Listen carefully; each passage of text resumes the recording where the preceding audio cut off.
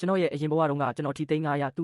ညစုကြီးဒေါ်လာ50တန်းစုခုခဲ့ပါတယ်အခွန်တွေနှုတ်ပြီးနောက်မှာတော့ဒေါ်လာ40တန်းကျန်ခဲ့တာပေါ့ဒါပေမဲ့ဒီလိုချမ်းသာတဲ့ဘဝကိုကောင်းကောင်းကြီးမခံစားလိုက်ရခင်မှာပဲကဘာပြက်ကက်ကြီးဆိုက်ရောက်လာခဲ့ပါတယ်ကျွန်တော်ရဲ့ရည်စားကကူကီမိုးတစ်ချက်စာအဖိုးခါနဲ့ကျွန်တော်ကိုတစ္ဆာဖောက်ပြီးရောင်းစားခဲ့တာကြောင့်ဖုတ်ကောင်ဇွန်ဘီအုပ်ကြီးကြားထဲမှာကြောက်မက်ဖွယ်ကောင်းစွာနဲ့တေးဆုံးခဲ့ရပါတယ်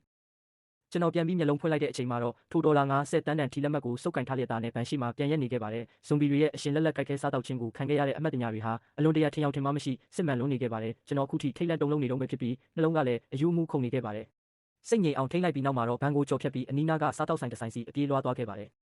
ပြီးတော့အခြေခံအကျဆုံးဖြစ်တဲ့ကြက်ဥထမင်းကြော်တစ်ပကံကိုမှာလိုက်ပါတယ်။ပါဇက်ထဲကထမင်းနဲ့ကြက်ဥရတာဟာအရန်ကိုကောင်းမွန်လုံးနေတာကြောင့်တကယ်ကိုမဟုတ်တယ်လို့ပါပဲ။ကဘာပြက်ကက်အတွင်း3လတာကာလပတ်လုံးကျွန်တော်ထမင်းမစားခဲ့ရပါဘူး။အရင်ဘဝကဘာပြက်ကက်တုန်းကဒီရတာရှိတဲ့ထမင်းကြော်ကိုစားရင်းနဲ့တင်3လပဲအသက်ဆက်နိုင်ခဲ့တာပါ။ကျွန်တော်တကယ်ပဲမျက်ရည်ကျမိပါတယ်။ကဘာမပြက်ခင်တုန်းကတော့ကျွန်တော်ကြက်ဥထမင်းကြော်ကိုမုန်းခဲ့ပြီးညှိဆိုးဆိုးနိုင်တယ်လို့ထင်ခဲ့တာကိုဘယ်သူမှမသိကြပါဘူး။